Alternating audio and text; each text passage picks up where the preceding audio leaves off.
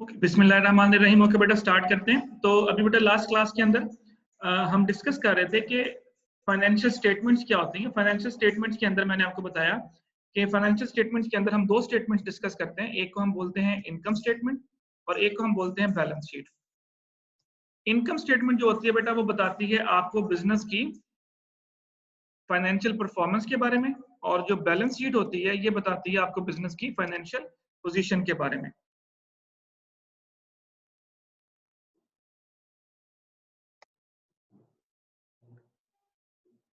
Position का मतलब होता है बेटा कि बिजनेस के पास कितने एसेट्स हैं, बिजनेस की लाइबिलिटीज क्या है, बिजनेस ने किस किस को पैसे देने हैं।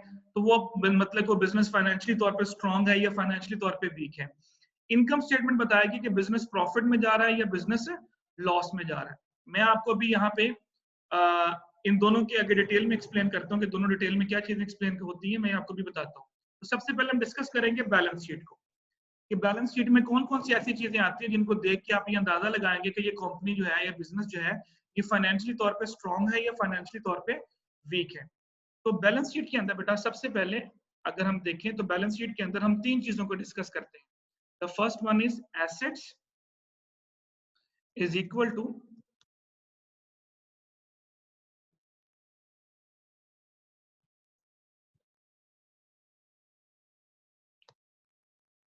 Honours equity. अच्छा, अब ये जो मैंने आपके सामने लिखा है ना, ये प्लस की फॉर्म में, ये बेसिकली तीन चीजें हैं बेटा जो बैलेंस शीट के अंदर आएंगी। इसको मैंने इक्वेशन की फॉर्म में लिखा है, इसको हम अकाउंटिंग इक्वेशन भी बोलते हैं। अगला जो टॉपिक हमारा होगा वो अकाउंटिंग इक्वेशन का होगा, लेकिन अभी मैं सिर्फ और सिर्फ आपको इन चीजों के बारे में आइडिया दूंगा कि एसेट्स क्या होते हैं, लाइबिलिटीज क्या होती हैं और ऑनर इक्विटी क्या होती है। देन फिर हम अकाउंटिंग इक्वेशन को, जो अकाउंटिंग इक्वेशन होती है बेसिकली वो बैलेंस शीट को ही रिप्रेजेंट कर रही होती है। आप ये समझ लें कि बैलेंस शीट को हम अकाउंटिंग इक्वेशन भी कह सकते हैं। अच्छा, अब ये तीन चीजें हैं बेटा जो आप बताएंगे कि कंपनी फाइनेंशियली तौर पे स्ट्रांग है या कंपनी फाइनेंशियली तौर पे वीक है। तो सबसे पहले मुझे बताएं बेटा एसेट्स क्या होते हैं, इसको हम वन बाय वन डिस्कस करते हैं। व्हाट इज एसेट, क्या होते हैं सही, एसेट? हमारे साथ से होते हैं, ये हमारे साथ से होते हैं हमें सर। जो हमारे साथी होते हैं, और अगर मैं इसको डिफाइन करना चाहूँ तो कैसे डिफाइन करूंगा साथियों को? Sir valuable things. Okay, sir कारोबार के जो भी हम प्रॉपर्टी सर। तो जो बोले property sir. Okay Sir, asset represents the things of value that a business owns. Okay, बिल्कुल ठीक है। और प्रॉपर्टी एग्जांपल भी हो गई। सिंपल अल्फाज के अंदर बेटा अगर हम इसको डिफाइन करें एसेट्स को, सर कारोबार के अंदर हमारा जो भी हम पैसा लगाते हैं तो वो हमारा एसेट हो। मिसाल के तौर पर हमारी मशीनरी भी हो सकती है, हमारा पैसा भी हो सकता है, बिल्डिंग भी हो सकती है। बिल्कुल, ये बेटा आपकी एग्जांपल बिल्कुल ठीक है जो भी आप लोगों ने बोली। अगर हम एसेट्स को डिफाइन करें, बिल्कुल आप लोगों ने सबने डेफिनेशन बिल्कुल ठीक बताई है। आसान अल्फाज के अंदर बेटा anything which is owned by the business. OWN, own का मतलब होता है मलकियत।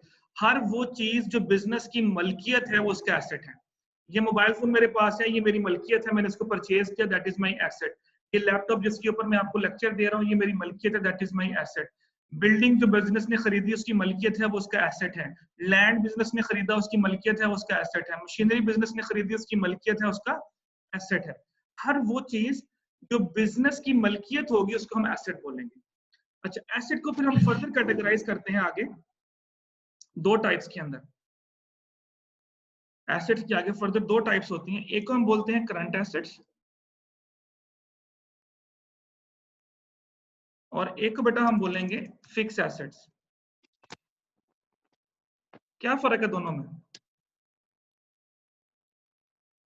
दो टाइप्स की तरह के, दो तरह के एसेट, जिस तरह भी आपने एग्जांपल बोली, लैंड, बिल्डिंग, मशीनरी, कैश, ये सारे आपके एसेट्स हैं। अब अगर हम इसको कैटेगराइज करें कि इसमें से करंट एसेट्स कौन से और फिक्स एसेट्स कौन से हैं, तो क्या बेटा डिफरेंस होगा दोनों में? सर करंट एसेट्स होंगे करेंसी, और फिक्स एसेट्स जो है वो कोई प्रॉपर्टी वगैरह या गोल्ड वगैरह इस तरह की चीजों में ओके, आ जाएंगे। एग्जांपल बिल्कुल ठीक है। कोई बेटा इनके अंदर डिफरेंशिएट पॉइंट, जिस तरह मैंने अभी आपको बोला कि हर वो चीज जो बिजनेस की मलकियत है वो उसके एसेट्स हैं, ये आपको बड़ा आसानी से समझ आ गई कि जो हमने खरीदा वो हमारा एसेट होगा। इसी तरह इसके अंदर बेटा कोई एक लाइन जिसके अंदर आपको डिफरेंशिएट हो सके, ये लाइन होगा तो इसका मतलब है ये करंट है, अगर ये बात होगी तो इसका मतलब है ये फिक्स है। एग्जाम्पल आपकी बिल्कुल ठीक है। सर जो हमारा पैसा है बिजनेस के अंदर, जो हमारा आ भी रहा है, हमारा जा भी रहा है, वो तो हमारा करंट एसेट हो गया। ठीक है, उसके बाद जो फिक्स एसेट है वो मिसाल के तौर पर कारोबार, हमने मतलब एक कारोबार के अंदर मशीनरी रखी हुई है, वो हमारा फिक्स एसेट में आ गया। एग्जाम्पल्स बेटा बिल्कुल ठीक दे रहे हो उमर बेटा, आपकी एग्जाम्पल बिल्कुल ठीक है। ये देखो मैंने अभी क्या वर्ड लिखा है, अगर आप इसको पढ़ेंगे तो आपको आइडिया हो जाएगा।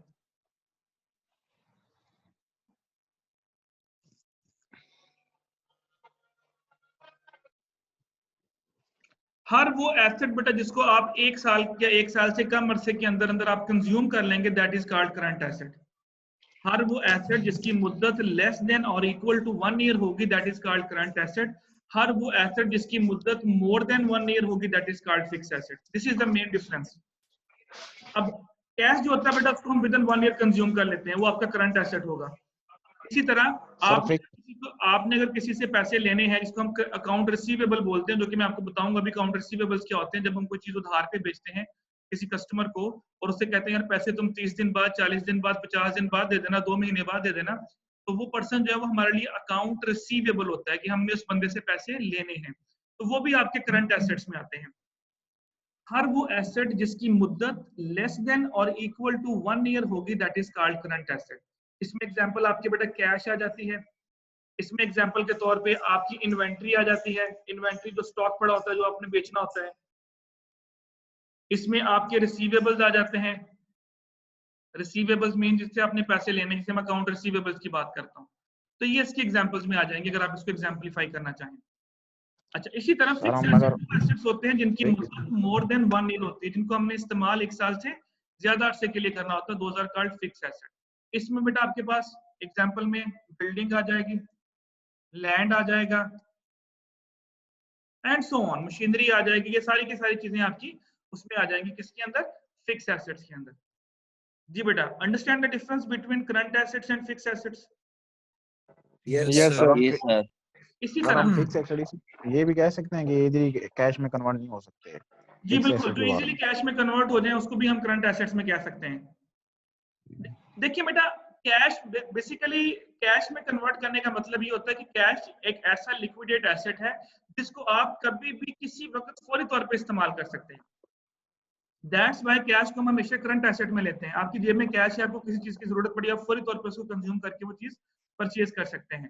तो that's why cash is the most liquidate asset. Liquidate का मतलब ये होता है कि जिसको हम फौरी तौर पे इस्तेमाल कर सके, कंज्यूम कर सके।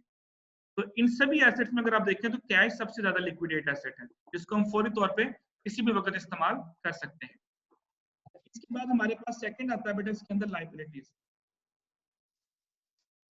जी, क्या लायबिलिटीज, अब यहाँ पे इसको डिस्कस कर लेते हैं सेकंड पोर्शन को। जी, व्हाट इज लायबिलिटी, एनीवन?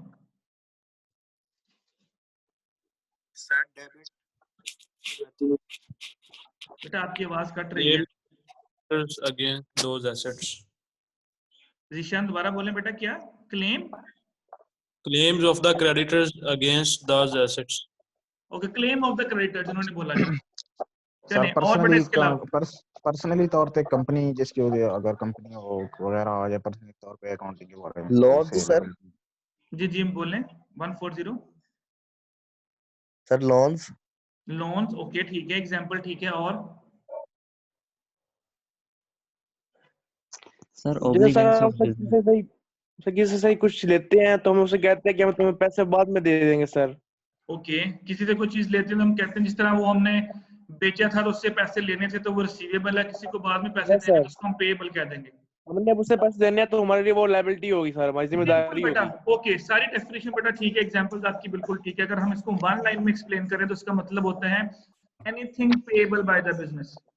हर वो चीज जो बिजनेस ने पे करनी है, पेएबल्स यानी जिसके जो उसके जिम्मे है, तो हर वो चीज जो बिजनेस पे करेगा वो उसके लिए लायबिलिटी है। ठीक हो गया, यानी फॉर एग्जांपल मैंने किसी के पैसे देने हैं, वो मेरे लिए लायबिलिटी है। इसी तरह इसकी भी आगे फर्दर दो टाइप्स होती हैं, एक को हम बोलते हैं करंट लायबिलिटी, एक फिक्स लायबिलिटी। जी बिल्कुल, और एक होती है आपकी फिक्स लायबिलिटी। अब इसमें क्या फर्क है?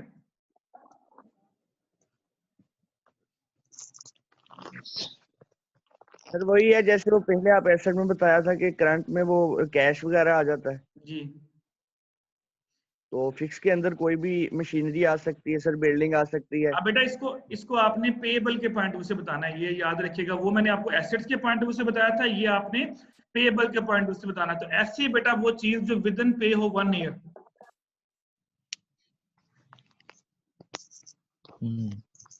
यानी फॉर एग्जांपल आपने किसी पर्सन के पैसे देने हैं 2 महीने बाद, तो वो आपके लिए क्या होगी? Current liability. हर वो पेमेंट जो आपने 1 साल या 1 साल से कम अरसे में पे करनी है, वो आपके जिम्मे क्या होगी? That is called current liability. इसको हम आसान अल्फाज के अंदर कह सकते हैं शॉर्ट टर्म लोन, कि जो आपने शॉर्ट टर्म लोन लिए होते हैं वो आपकी करंट लायबिलिटी होती है। आपने लोन लिया 2 माह के लिए, 3 माह के लिए, 6 माह के लिए, मैक्सिमम 1 साल के लिए, तो वो आपकी करंट लायबिलिटी में आएगा। फिक्स लायबिलिटी क्या होती है? Pay within more than 1 year. हर वो चीज जो पेएबल होगी इन मोर देन 1 ईयर, वो आपके लिए क्या होगी? वो आपके लिए बेटा फिक्स लायबिलिटी होगी। फॉर एग्जांपल इसको हम कह सकते हैं ये शॉर्ट टर्म लोन था, तो वो क्या होगा? Long term loan. यानी आपने बैंक से किसी से लोन लिया 3 साल के लिए, 4 साल के लिए, वो आपके लिए क्या होगी? फिक्स लायबिलिटी होगी। तो एसेट्स आपको बताएगा कि आपके पास कौन कौन से एसेट्स हैं, किस किस चीज के आप मालिक हैं। लायबिलिटीज आपको बताएंगे कि आपने किस किस बंदे के पैसे देने हैं। थर्ड बेटा हमारे पास आता है इसके अंदर, दैट इज ऑनर इक्विटी। जो थर्ड जो हमारी इसके बैलेंस शीट के अंदर आ रहा है, ऑनर इक्विटी, वो क्या होती है? जो मैंने ऊपर इक्वेशन लिखी है उसमें थर्ड आपके पास आ रही है ऑनर इक्विटी। क्या होती है ऑनर इक्विटी? सर जो ओनर के साथ उसका क्या होता है, कैपिटल होता है, उसके पास होता है कैपिटल वगैरह। ओके, कैपिटल वगैरह। और ऑनर इक्विटी को बेटा हम कैपिटल भी बोलते हैं, ये भी ध्यान में रखिएगा। इसका जो दूसरा नाम है वो कैपिटल भी होता है। सर जो भी ओनर का सरमाया वगैरह जो भी उसने मतलब लगाया उस बिजनेस में, उसे ओनर इक्विटी कहते हैं, और हम इसे जो टर्म में यूज करेंगे वो कैपिटल करेंगे। बिल्कुल ठीक है। और Funds बेटा provided by owner. जी जी जी हुआ बेटा बोलें। Funds provided by the owner. बिल्कुल, of the funds business. Provided by the owner. आप कह सकते हैं anything introduce in the business by the owner is called owner equity. हर वो चीज जो बिजनेस इंट्रोड्यूस करवाता है, स्टार्ट ऑफ द टाइम जब बिजनेस स्टार्ट किया जाता है, बिजनेस वो लगाता है, तो that thing is called owner equity. वो कैश भी हो सकता है, वो कोई बिल्डिंग भी हो सकती है, वो फर्नीचर भी हो सकता है। तो हर वो चीज जो ऑनर अपनी पॉकेट से बिजनेस के अंदर लगाएगा, that thing is called honour equity. Sir ये भी कह सकते हैं हर बोले बोले बेटा, सर हर वो माइक म्यूट कर दिया करें। सर हर वो चीज या हर वो एसेट जो बिजनेस के स्टार्ट में लगाया जाए वो ऑनर जी इक्विटी। बिल्कुल, वो चीज जो business start of the business owner provide करेगा, that is called owner equity. It should be provided by the owner, तो दैट्स कॉल्ड ओनर इक्विटी। और ओनर इक्विटी का दूसरा नाम बेटा क्या होता है? कैपिटल होता है। सो ये 3 चीजें हैं बेटा। इन तीनों चीजों को आप यहाँ पे देखेंगे और हम देखेंगे कि हमारे पास एसेट्स कितनी मालियत के हैं, लाइबिलिटीज कितनी देनी है और ऑनर इक्विटी कितनी है। तो ये इक्वेशन आपको बताएगी किसी बिजनेस के फाइनेंशियल पोजीशन के बारे में, कि वो बिजनेस फाइनेंशियली तौर पे स्ट्रांग है या फाइनेंशियली तौर पे वीक है। फॉर एग्जांपल मैं कहता हूँ एक बिजनेस है, उसके पास 5 लाख रुपए के एसेट्स हैं, ये मैं अभी आपके सामने यहाँ पुट कर रहा हूँ। उसने लाइबिलिटीज देनी है फॉर एग्जांपल 2 लाख रुपए की, और ऑनर इक्विटी है उसकी 3 लाख रुपए की। अब अगर आप देखें तो टोटल जो है वो आपके पास 5 लाख के एसेट्स हैं, और इन 5 लाख के एसेट्स में से आपने कितने लोगों को पैसे पे करने हैं? सिर्फ 2 लाख पे करना है। इसका मतलब जो बाकी का 3 लाख है वो बिजनेस के पास पड़ा हुआ है एसेट्स की फॉर्म के अंदर या ऑनर इक्विटी की फॉर्म के अंदर। इसका मतलब है कि this business is a good business. ये पहले साल की सिचुएशन है। अगले साल फॉर एग्जांपल ये एसेट्स हो गए बिजनेस के पास 8 लाख के, लायबिलिटीज 2 लाख की हैं, और ऑनर इक्विटी आपकी होगी 6 लाख की। बेटा दोनों साइडों पे answer should be equal. Equation की दोनों साइडों पे आंसर हमेशा बराबर होना चाहिए। अब पहले साल थे आपके पास एसेट 5 लाख की, अगले साल आपके पास एसेट की मालियत होगी 8 लाख। इसका मतलब है कि बिजनेस जो है फाइनेंशियली तौर पे हर साल क्या हो रहा है? स्ट्रांग हो रहा है। तो बैलेंस शीट बेटा किसी भी बिजनेस की फाइनेंशियल पोजीशन के बारे में बताएगी। अगर आपने कंपैरिजन करना है, फॉर एग्जांपल आप कहते हैं मैंने देखना है कि पेप्सी या कोक की फाइनेंशियल पोजीशन कैसी है पिछले 5 सालों की, तो आप 2015 की बैलेंस शीट उठाएं, फिर 2016 की उठाएं, 17 की उठाएं, 18 की उठाएं, 19 की उठाएं, और उसमें देखिए कि 2015 में कोक कंपनी की बैलेंस शीट क्या बता रही है, 16 में क्या बता रही है, 17 में क्या बता रही है, 18 में और 19 में क्या बता रही है। तो उस बैलेंस शीट के आंसर्स को देख के हमें आइडिया हो जाएगा कि कंपनी हर साल फाइनेंशियली तौर पर स्ट्रांग होती जा रही है या वीक होती जा रही है। उसकी एसेट्स में इजाफा हो रहा है या उसकी एसेट्स में कमी हो रही है, कमी उसकी लाइबिलिटीज में इजाफा हो रहा है या उसकी लाइबिलिटीज में कमी हो रही है। तो डेफिनेटली बेटा लाइबिलिटीज में अगर आप कमी लेके आ रहे हैं तो इसका मतलब है कि आप फाइनेंशियली तौर पर स्ट्रांग होते जा रहे हैं। अगर आप लोन पे बिजनेस को चलाएंगे तो बेटा लोन पे बिजनेस को चलाना थोड़ा रिस्की होता है। जी बेटा आप कुछ बोलना चाह रहे थे? चलें बेटा, बैलेंस शीट में कोई प्रॉब्लम बेटा? Anyone, any confusion? No sir. Clear है बेटा? ओके, तो फाइनेंशियल स्टेटमेंट के अंदर पहली स्टेटमेंट थी हमारी बैलेंस शीट की, उसके बारे में थोड़ा सा मैंने आपको गाइड किया। अब दूसरी स्टेटमेंट है हमारे पास इनकम स्टेटमेंट। इनकम स्टेटमेंट बताती है किसी भी कंपनी की फाइनेंशियल पोजीशन के परफॉर्मेंस के बारे में कि कंपनी फाइनेंशियल तौर पे कैसा परफॉर्म कर रही है। अच्छा, इसमें कुछ टर्म्स यूज होंगी, उन टर्म्स को पहले मैं एक्सप्लेन करूंगा आपके लिए।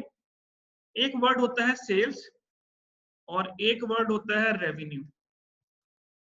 क्या फर्क है बेटा सेल्स और रेवेन्यू में? जी कौन बताएगा? What is difference between sales and revenue? Sir income side हमारा रेवेन्यू होता है और सर सेल्स हमारी जो हम चीजें सही बेचते हैं मतलब फर्नीचर वगैरह। ओके, यानी जो चीजें बेच के पैसा आता है उसको सेल्स कहते हैं और इनकम जो है वो हमारी रेवेन्यू होती है। Yes sir. ओके, और बोले बेटा जो माइंड में आता है पार्टिसिपेट किया करें। मैं आपको बार बार कहता हूँ class participation is very important. जी ईशा बेटा, क्या फर्क होता है सेल्स और रेवेन्यू में? सर इनफ्लो ऑफ कैश जो होता है ना वो रेवेन्यू होता है। जी जी, देखिए आप कोई चीज बेचते हैं उसको हम सेल्स कहते हैं। फॉर एग्जांपल आपकी कंपनी जो है वो बना रही है, मुख्तलिफ किस्म की प्रोडक्ट्स बना रही है। चलिए आप बॉल पॉइंट बना रहे हैं, तो वो बॉल पॉइंट्स को जब आप बेचोगे तो उससे आपको पैसे आएंगे जब बेच के, उसको हम सेल्स बोलेंगे। फिर रेवेन्यू क्या होगा?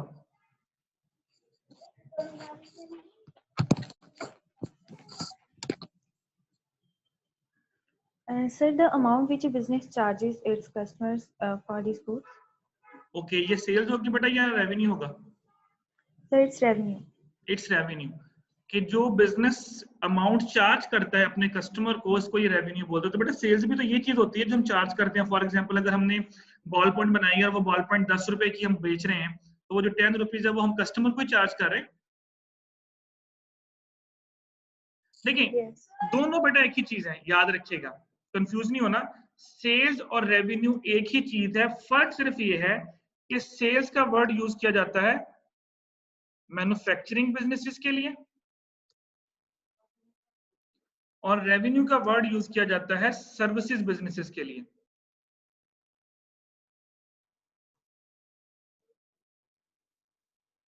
मैन्युफैक्चरिंग बिजनेसेस का मतलब होता है वो बिजनेसेस बेटा जो चीजें प्रोड्यूस करके आगे सेल करते हैं उसको मैन्युफैक्चरिंग बिजनेसेस कहते हैं। सर्विस बिजनेसेस वो बिजनेसेस होते हैं जो कोई चीज प्रोड्यूस नहीं कर रहे बल्कि सर्विसेज दे रहे हैं। एग्जांपल, अगर मैन्युफैक्चरिंग की एग्जांपल है तो टेक्सटाइल मिलें बेटा कपड़ा बना के बेचती है, वो मैन्युफैक्चरिंग बिजनेस है। सर्विस बिजनेस के एग्जांपल है तो टीसीएस हो गया, ओसीएस हो गया, बैंक्स हो गए, ये आपको सर्विसेज प्रोवाइड करते हैं। टीचिंग, इस तरह मैं आपको भी अपनी सर्विसेज प्रोवाइड कर रहा हूँ। तो अब जो चीज बेटा मैन्युफैक्चरिंग बिजनेसेस चार्ज करेंगे उसको हम सेल्स का वर्ड देंगे और जो सर्विसेज बिजनेसेस चार्ज करेंगे उसको हम वर्ड रेवेन्यू का करेंगे। दोनों एक ही चीज है। फॉर एग्जांपल आप कहते हैं जी कि मैंने 10 लाख रुपए की प्रोडक्ट्स बेची, तो सेल्स होगी 10 लाख की। एक बंदा बोलता है जी मैंने 10 लाख रुपए की सर्विसेज दी, तो उसके लिए वो रेवेन्यू का वर्ड यूज करेंगे। तो sales and revenue is one of the same thing. Difference is that sales का वर्ड हम यूज करेंगे मैन्युफैक्चरिंग बिजनेसेस के लिए, रेवेन्यू का वर्ड हम यूज करेंगे सर्विसेज बिजनेसेस के लिए। अगर मैं आपसे कहूं प्रॉफिट या लॉस निकालें, सिंपल एक मैं आपको इक्वेशन लिखता हूं प्रॉफिट और लॉस की। मैं आपको ये बनाना सिखाऊंगा लेकिन फिलहाल मैं कहता हूं प्रॉफिट एंड लॉस। इसका बेटा फार्मूला क्या होता है? Sales minus expenses. कि जो आपने सेल्स की हैं उसमें से आपने एक्सपेंसेस को माइनस कर देना है, तो आपके पास या तो प्रॉफिट निकलेगा या लॉस निकलेगा। अब ये फार्मूला, ये इक्वेशन है किसके लिए? मैन्युफैक्चरिंग बिजनेसेस के लिए। इसी तरह आप कहते हैं जी मैंने बैंक का प्रॉफिट एंड लॉस निकालना है कि बैंक प्रॉफिट में गया या लॉस में गया। अब बेटा बैंक जो है वो कोई चीज बेच तो नहीं रहा, कोई प्रोडक्ट तो नहीं बेच रहा, वो तो अपनी सर्विसेज प्रोवाइड कर रहा है। आप कहते हैं मैंने टीसीएस की निकालनी है, आप कहते हैं जी मैंने ईसीएस की निकालनी है, या मैंने जीसी यूनिवर्सिटी की निकालनी है। जीसी यूनिवर्सिटी क्या कर रही है? कुछ सेल्स नहीं कर रही, उसके लिए हम वर्ड यूज करेंगे रेवेन्यू माइनस एक्सपेंसेस। सिर्फ बेटा ये फर्क है और कोई फर्क नहीं है। तो जो मैन्युफैक्चरिंग बिजनेसेस अपनी प्रोडक्ट्स को बेचने के बाद पैसा इकट्ठा करते हैं उसको हम सेल्स कहते हैं, और सर्विसेज बिजनेस जो बेटा अपना पैसा इकट्ठा करते हैं उसको हम रेवेन्यू बोलते हैं। अंडरस्टैंड बेटा, डिफरेंस समझ आ गया? Yes sir. तो इनकम स्टेटमेंट क्या बताएगी कि बिजनेस प्रॉफिट में जा रहा है या बिजनेस लॉस में जा रहा है। तो at the end of the year हमें पता चल जाएगा। अब आप देखना चाह रहे हैं कि मैंने पिछले 5 साल की पेप्सी कंपनी की फाइनेंशियल परफॉर्मेंस देखनी है, बट उसकी पिछले 5 साल की स्टेटमेंटें उठाएं, देखें 2015 में कंपनी प्रॉफिट में गई या लॉस में गई, 2016 में क्या कमाया, 2017 में क्या, 18 में क्या, 19 में क्या। इससे हम कंपैरिजन कर सकते हैं कि कंपनी जो है वो कंटिन्यूसली प्रॉफिट में जा रही है या कभी प्रॉफिट कभी लॉस में जा रही है। तो इससे हमें आइडिया हो जाएगा कि हमें उस कंपनी के अंदर पैसा लगाना चाहिए या नहीं लगाना चाहिए, या उस कंपनी के साथ हमें बिजनेस करना चाहिए या नहीं करना चाहिए। तो ये हमें हेल्प आउट करेगा उसको अंडरस्टैंड करने के। तो फाइनेंशियल स्टेटमेंट्स क्या बताती हैं? किसी कंपनी की फाइनेंशियल पोजीशन जो कि बैलेंस शीट है, और फाइनेंशियल परफॉर्मेंस जो कि इनकम स्टेटमेंट है। जी बेटा, यहां तक कोई problem? Anyone, any confusion? No sir. चलें, एक कॉन्सेप्ट और देता हूं यहाँ पे, वैसे जस्ट आपके नॉलेज के लिए। कॉस्ट और एक्सपेंस में क्या फर्क होता है, ये मे भी हम आगे जाके यूज करें, ये आपके नॉलेज के लिए दे रहा हूं। जिस तरह मैंने भी बोला सेल्स और रेवेन्यू में क्या फर्क होता है, इसी तरह अगर मैं आपसे पूछूं कॉस्ट और एक्सपेंस में क्या फर्क है, तो क्या फर्क है बेटा? Any idea? सर कॉस्ट जो होती है वो कीमत होती है और एक्सपेंसेस खर्चा होता है। ओके, कॉस्ट हमारी कीमत होती है, तो फिर प्राइस क्या होती है? वो भी यही होती है। तो फिर फर्क क्या हो बेटा? 3 डिफरेंट वर्ड हैं। सर आई थिंक खर्चा और कीमत एक ही चीज है। सर एक ही चीज है ये। यानी प्राइस और कॉस्ट एक ही चीज है? यस सर, एक्सपेंसेस भी एक ही चीज होगी। तो फिर दो वर्ड अलग अलग वर्ड्स क्यों है बेटा? मसला तो ये ना, फिर दो, जिस तरह ऊपर सेल्स और रेवेन्यू के 2 अलग अलग वर्ड्स थे, अगर वर्ड अलग है तो इसका मतलब है उसमें कोई ना कोई डिफरेंस होगा ना, वरना फिर एक ही वर्ड रहता है, फिर 2 वर्ड्स क्यों आते हैं? वो सर हमारा खर्चा होता है, एक्सपेंस हमारे साथ नुकसान होता है सर। कॉस्ट हमारा खर्चा होता है, एक्सपेंस हमारा नुकसान होता है। फिर लॉस क्या होता है? सर लॉस भी नुकसान ही होता है। ऊपर मैंने लिखा तो आपके सामने प्रॉफिट एंड लॉस, देख लिखा नहीं हुआ? Yes sir. जी उमर बस सर एक्सपेंस है वो सर, फॉर एग्जांपल हमने किसी को शायरी देनी है सर, वो हमारा एक्सपेंस होगा सर हमारा। ठीक है। अगर हमने किसी को कहते हैं सर, वो होता है सर किसी की मतलब किसी को पैसे देने वगैरह जो हमने उधार लिया हुआ है, वो भी हमारा एक्सपेंस हो गया। अच्छा चलें, उमर अब्बास बेटा आपने हैंड रेज किया हुआ। सर मेरा ये ख्याल है कि जो कॉस्ट होगी वो होगी जो प्रोडक्ट की जो हम प्राइस दे रहे हैं, ठीक है, वो कॉस्ट है। लेकिन जो सर एक्सपेंस है वो जो हमने उस प्रोडक्ट पे हमने खुद अपनी तरफ से जो लगाया है, जो हमने इन्वेस्ट किया उसमें, वो एक्सपेंस होगा। करीब करीब है बेटा आप थोड़ा सा। अच्छा, फर्क बेटा ये सर होता है, देखिए कॉस्ट कॉस्ट और एक्सपेंस में क्या फर्क होता है, इसको जरा गौर से सुनिएगा। फॉर एग्जांपल मैंने बेटा 5 पेंसिल खरीदी, एक पेंसिल की प्राइस है 10 रुपए, ठीक है। तो मैंने कितने पे किए? मैंने 50 रुपीज पे कर दिए। 50। ये जो मैंने 50 रुपीज पे किए, that is called my cost. ठीक हो गया, यानी मैंने 50 रुपए का खर्चा कर दिया, समझ ले। अच्छा, अब मैंने वो 5 पेंसिल इस्तेमाल करना शुरू की, तो पूरे साल के अंदर यानी जो मेरा सेमेस्टर था उसमें सिर्फ मेरी 3 पेंसिल्स कंज्यूम हुई, 2 पेंसिल मेरी बच गई अभी भी। तो इसका मतलब ये हुआ कि 10 रुपए की मैंने एक खरीदी थी, इसका मतलब है कि मैंने कितने की पेंसिलें कंज्यूम कर ली? 30 रुपए की मैंने कंज्यूम कर ली। तो बेटा एक्सपेंस क्या होता है? ये आपका एक्सपेंस होगा, यानी व्हाट यू पे is called cost. What you पे, जो भी आपने पे किया वो आपके लिए कॉस्ट है, और उस पेड पोर्शन में से the consumed portion is called expense. अगर आप सारी की सारी पेंसिल खरीद लें, यूज कर लेंगे, तो वो सारे के सारा एक्सपेंस बन जाएगा। अब आप कहेंगे सर 2 पेंसिलें तो हमारे पास पड़ी हुई हैं, पैसे तो हमने उसके दिए हुए हैं, वो जो 2 पेंसिलें हमारे पास बची हुई हैं बेटा, वो ना तो कॉस्ट है अभी फिलहाल, ना वो हमारे पास अभी एक्सपेंस है। अब वो हमारे लिए क्या बन जाएगा जब सेमेस्टर खत्म होगा? इसको हम कहाँ पे रिकॉर्ड करेंगे? ये जो हमारे पास 20 रुपए हमारे पास बच चुके हैं, इसको बेटा हम रिकॉर्ड करेंगे कि ये हमारे पास एसेट्स है।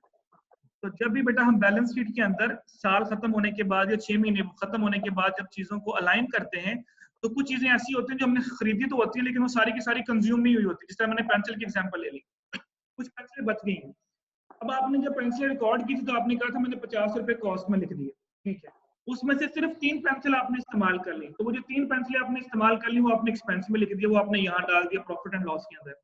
अब जो 2 पेंसिलों के पैसे बचे हैं उनको कहाँ डालें, क्योंकि बैलेंस तो करना है ना। आप 50 भी डाल चुके हैं, आप 30 भी डाल चुके हैं, 20 रुपए फिर बचे हुए हैं। वो 20 रुपए बेटा हम एसेट्स की साइड पे जाके शो करेंगे कि ये 2 पेंसिलें जो है ये अभी हमारे पास एसेट्स के तौर पे पड़ेंगे, अभी हमने इनको कंज्यूम नहीं किया। तो सिंपल बेटा अल्फाज के अंदर व्हाट यू पे is called cost and the expired portion of cost is called expense. उस कॉस्ट में से आप जितना जितना हिस्सा इस्तेमाल करते जाएंगे वो आपका एक्सपेंस बनता जाएगा। आपने 5 की 5 पेंसिल इस्तेमाल कर ली तो वो 5 की 5 ही आपके एक्सपेंस बन जाएगी। जी बेटा उमर बेटा, खरीदी हुई चीज में से हम जितनी भी चीज को इस्तेमाल कर लेते हैं वो हमारी एक्सपेंस। बिल्कुल, खरीदी हुई चीज में से जितनी चीज आप कंज्यूम कर लोगे वो आपका एक्सपेंस बन जाएगा। खरीदी हुई चीज और जो बच जाएगा वो हमारा एसेट हो जाएगा। जी, जो बच गया वो आपका एसेट बन जाएगा, क्योंकि वो आपने अभी तक कंज्यूम नहीं किया। हाँ, अगले साल आप इसको जब कंज्यूम कर लोगे तो वो एसेट में से निकल जाएगा और दोबारा एक्सपेंस बन जाएगा। जी सर। अंडरस्टैंड बेटा? डेफिनेशन समझ आ गई बेटा? अकाउंटिंग क्या होती है, फाइनेंशियल अकाउंटिंग क्या होती है, उसके अंदर एसेट्स, लायबिलिटीज, ओनर्स, इक्विटी क्या होती है। ये मैं इसलिए बता रहा हूँ कि अभी जो हमारा नेक्स्ट टॉपिक आएगा अगली क्लास के अंदर अकाउंटिंग इक्वेशन, तो वहां बेटा मैंने आप लोगों को चीजें जो है वो ऐड करनी बतानी है कि एसेट साइड पे चीजें कैसे रिकॉर्ड करते हैं, लायबिलिटी साइड पे कैसे रिकॉर्ड करते हैं और इक्विटी साइड पे कैसे रिकॉर्ड करते हैं। लेकिन उससे पहले आपको ये कॉन्सेप्ट जो है वो क्लियर होने चाहिए। ठीक है? एनी कंफ्यूजन बेटा यहाँ तक? No sir. चलें बेटा यहीं पे हम लोग स्टॉप करते हैं। तो जो नेक्स्ट क्लास होगी मैं यहीं से स्टार्ट करूंगा। हमारी नेक्स्ट क्लास के अंदर टॉपिक्स होंगे बिजनेस क्या होते हैं, टाइप्स ऑफ बिजनेस क्या होती हैं, और फिर हम डिस्कस करेंगे अकाउंटिंग इक्वेशन, और अकाउंटिंग इक्वेशन के अंदर हमने चीजों को कैसे पुट इट आउट करना है। आपको जो बुक रिकमेंड किया मैडम ने वो कौन सी रिकमेंड की है बेटा? सर मैं देखता हूँ सर।